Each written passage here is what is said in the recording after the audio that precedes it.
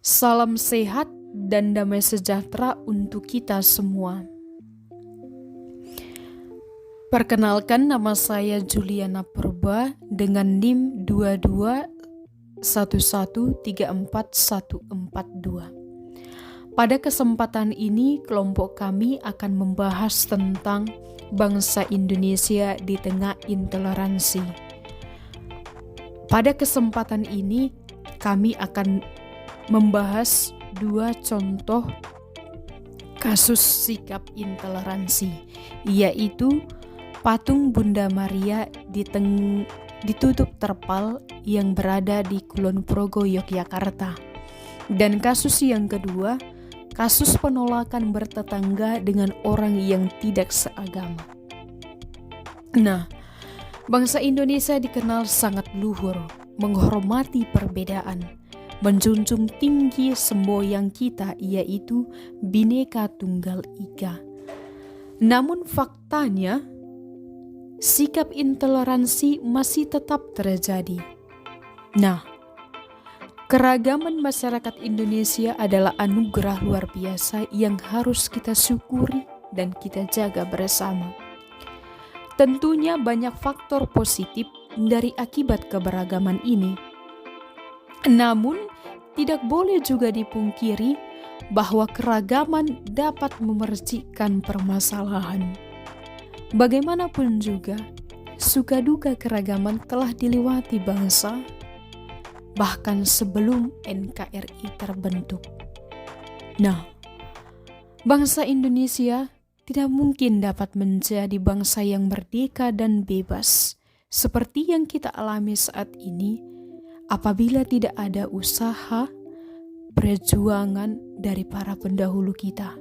Namun karena berkat usaha dan perjuangan mereka, kita mengalami kemerdekaan dan kebebasan saat ini. Nah, pada kesempatan ini kami akan membahas bagaimana dan adanya sikap-sikap intoleransi yang masih dialami di kalangan kita, di masyarakat kita, yang membentuk terjadinya pemecahan, terjadinya ketidaknyamanan, terjadinya ketidakdamaian di kalangan kita. Dan pada kesempatan ini, kelompok kami akan membahasnya. Kenalkan, nama saya Dewi Tirtasari Waruhu dengan NIM 221344136. Saya dari Prodi PGSD. Jadi, saya akan menjelaskan arti dari intoleransi dan arti dari toleransi. Intoleransi itu adalah ketidakmampuan seseorang atau kelompok untuk menerima atau mentolerir perbedaan atau pandangan orang lain yang berbeda dari mereka sendiri. Intoleransi ini dapat terjadi dalam berbagai bentuk, termasuk intoleransi agama, ras, budaya, gender, dan lainnya. Hal ini dapat mengarah pada diskriminasi, ketidakadilan, dan konflik antar kelompok. Intoleransi yang kami bahas yaitu intoleransi dalam keagamaan. Intoleransi dalam keagamaan itu adalah suatu kondisi di mana suatu kelompok seperti masyarakat atau kelompok agama yang secara spesifik menolak untuk menoleransi praktik-praktik para penganut dan kepercayaan yang berlandaskan agama. Jadi, intoleransi dalam agama itu adalah orang-orang yang melakukan kekacauan terhadap agama orang lain. Mereka merasa terganggu dengan peribadatan yang dilakukan oleh orang lain. Mereka tidak bisa menghargai kepercayaan dan iman orang lain itu. Sedangkan toleransi itu adalah sikap positif dan terbuka terhadap perbedaan di mana seseorang atau kelompok masyarakat mampu menerima dan menghargai perbedaan pendapat, kepercayaan, atau kebiasaan orang lain. Toleransi ini dapat membawa pemahaman yang lebih baik antar kelompok, mengurangi ketegangan dan konflik, dan mempromosikan keharmonisan sosial. Dalam toleransi ini, orang-orang yang berbeda agama dengan orang lain, mereka bisa saling menghargai agama dan kepercayaan orang tersebut. meskipun mereka saling berbeda. Jadi, intoleransi itu adalah sikap yang menolak agama orang lain. Mereka tidak bisa menerima kepercayaan orang lain. Perkenalkan, nama saya Angela Mary Cirona Arisani dengan NIM 221134138. Di sini saya akan menjelaskan tentang dampak negatif dari intoleransi. Yang pertama, memandang agamanya yang paling baik. Di sini akan menimbulkan sikap saling merendahkan antara agama yang lain, yang biasanya disebut dengan sikap etnosentrisme. Yang kedua, hilangnya rasa persaudaraan. Akibat dari etnosentrisme, sudah pasti sikap tenggang rasa itu akan ada dan rasa empati akan berkurang antara satu dengan yang lain. Sehingga semua hanya mementingkan kepentingannya pribadi ataupun kelompoknya saja. Dari semua dampak yang ada, akhirnya akan menimbulkan sebuah perpecahan sehingga terjadi sebuah tindakan atau perlakuan yang tidak adil. Hilangnya keharmonisan antar sesama dan hilangnya kenyamanan antara satu dengan yang lain. Sekian dari saya, terima kasih. Baik, perkenalkan, nama saya Yarlini Wategule dengan NIM 221134133. Nah, baik, di sini saya akan melanjutkan menjelaskan materi mengenai intoleransi. Salah satunya yaitu penyebab intoleransi pada agama. Penyebab intoleransi pada agama dapat disebabkan oleh berbagai faktor. Salah satunya yaitu, pertama, ketidakmampuan untuk menerima perbedaan keyakinan dan praktik agama. Artinya, orang yang intoleran terhadap agama lain cenderung berpegang pada keyakinan mereka sendiri dan menganggap keyakinan orang lain sebagai salah satu tidak valid. Kedua yaitu, adanya pengaruh kelompok atau lingkungan yang memperkuat pandangan sempit dan mempromosikan ketidakberdayaan terhadap agama lain.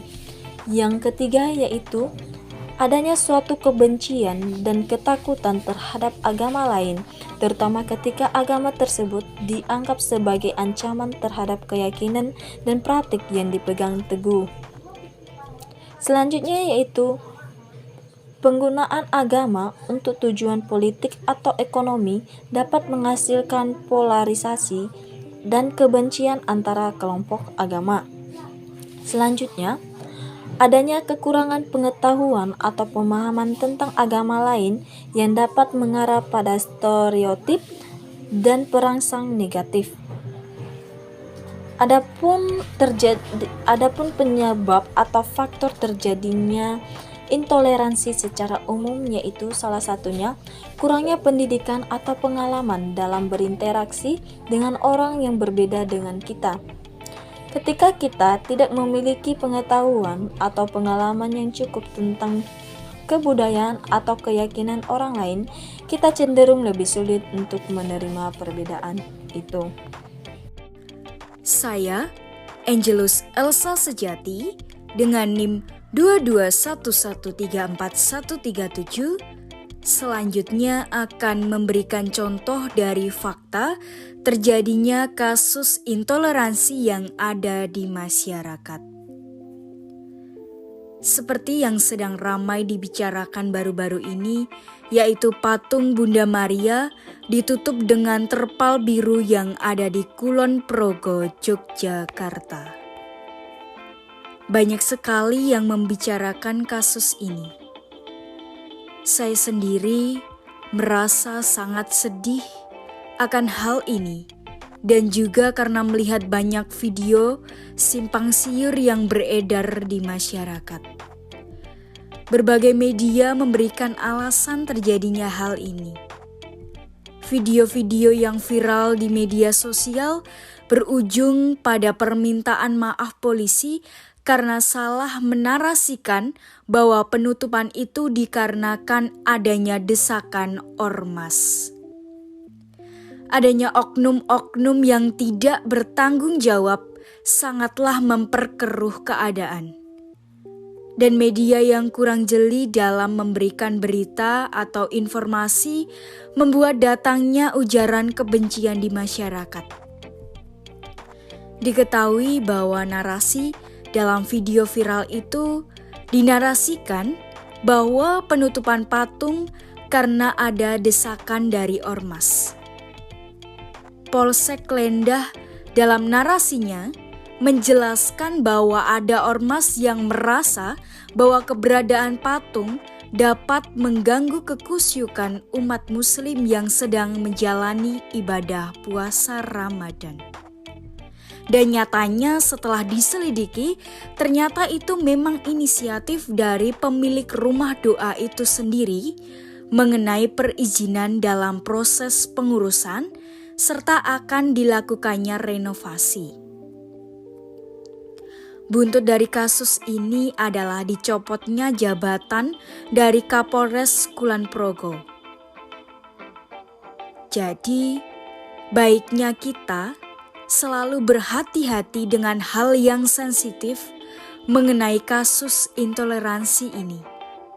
Karena kesalahan informasi malah menjadikan semakin pecahnya kesatuan dan persatuan yang ada di negara Indonesia ini. Pentingnya kesadaran bahwa kita hidup di negara yang memiliki banyak perbedaan. Perbedaan itu indah.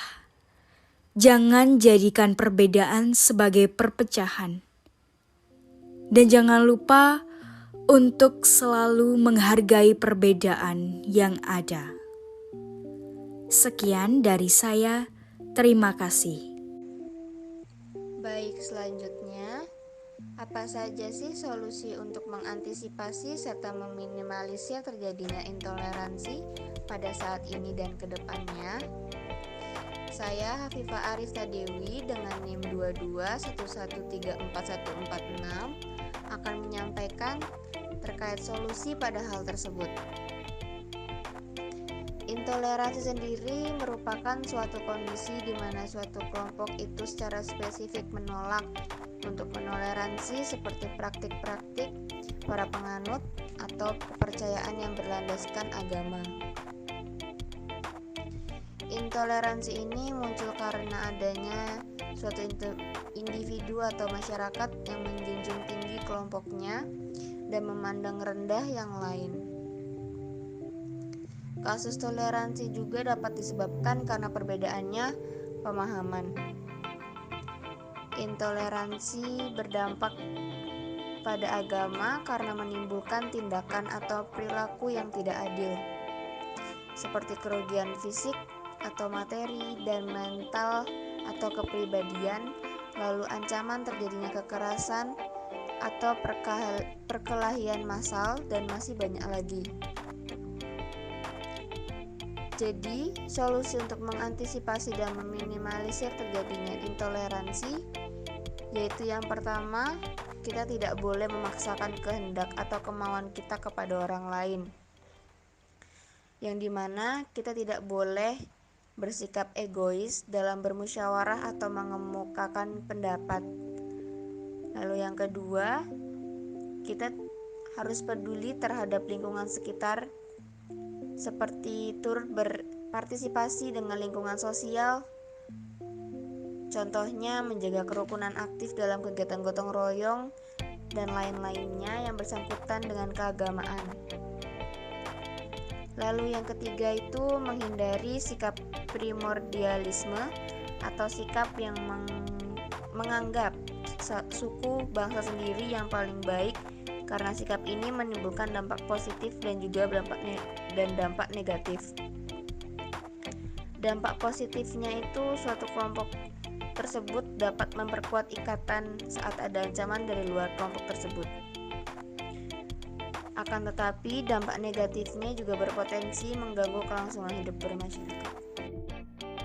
Baik, perkenalkan nama saya Ferry Everson dengan NIM 2211341196. Oke, di sini saya akan menjelaskan tentang di mana nilai-nilai Pancasila yang ada di dalam poster tersebut.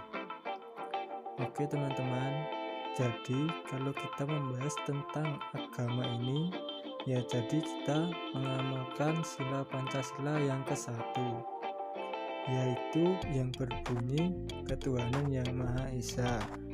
Nah, sila ini memiliki makna bahwa negara memberi ruang kepada masyarakat untuk mewujudkan kerukunan hidup antar umat beragama. Dan selain itu, Pancasila pun memiliki aspek kehidupan beragam, yaitu setiap warga negara Indonesia berhak memeluk dan meyakini kepercayaan yang dianut tanpa perlu diusik dan diganggu. Selain itu, kita sebagai warga negara Indonesia juga harus menjunjung tinggi nilai-nilai toleransi dalam kehidupan beragama. Jadi, nilai-nilai Pancasila yang ada di dalam poster tersebut yaitu kita harus bisa merangkul dan selalu menghargai, walaupun di Indonesia banyak beragam perbedaan di dalam agama. Ya, kita tetap harus saling menghargai supaya Indonesia tetap terjaga kerukunan antar umat beragama. Dan selain itu, nilai Pancasila yang ada di poster tersebut yaitu kita harus memiliki sikap toleransi antar umat beragama supaya di Indonesia ini intoleransi beragamanya semakin berkurang. Baik, terima kasih kembali dengan saya Juliana Purba dengan NIM 221134142.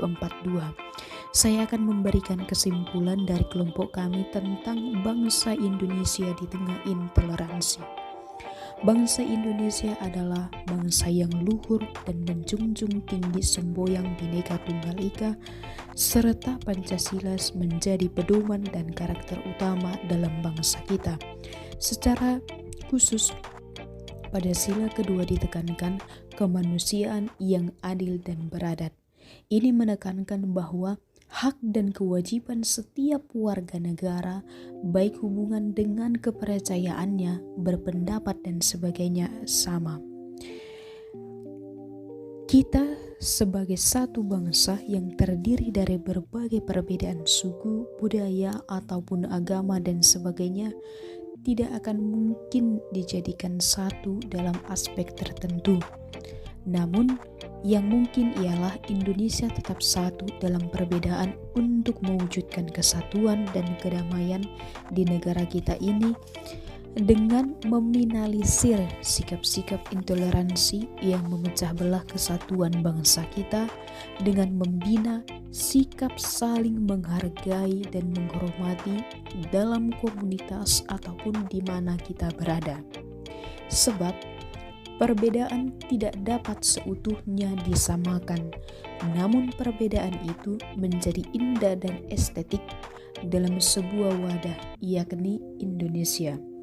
Seperti sebuah rangkaian bunga, bila hanya satu warna tidaklah indah. Indahnya ketika disatukan dalam berbagai warna, berbagai jenis bunga. Demikian negara kita ini. Intoleransi kurangi, toleransi miliki dan hidupkan pesonamu. Sekian dan terima kasih dari kelompok kami. Terima kasih.